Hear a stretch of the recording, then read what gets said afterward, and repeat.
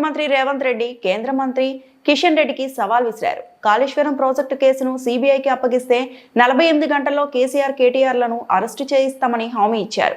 BRS బీజేపీల మధ్య ఫెవికాల్ బంధం లేదని నిరూపించుకోవాలని ఈ నెల 11లోగా కాళేశ్వరం కేసులో సీబీఐ ఎఫ్ఐఆర్ నమోదు చేయాలని డిమాండ్ చేశారు. కేసీఆర్, హరీష్ రావు, కేటీఆర్లను అరెస్టు చేయాలని ఆయన కోరారు. కాళేశ్వరం కట్టడం, కాళేశ్వరం కూలడం 3 ఏళ్లలో జరిగిపోయింది. 1,00,000 కోట్ల రూపాయలు ఈ రోజు గోదావరిలో కలిసిపోయినాయి. దాని మీద జ్యుడిషియల్ కమిషన్ వేసి నివేదిక తెప్పించి కేసీఆర్, హరీష్ రావు దోషులు, వాళ్ళ మీద చర్యలు తీసుకోవాలని ఇస్తే ఆ విషయాన్ని అసెంబ్లీలో చర్చించి సిబిఐకి పంపించినాం.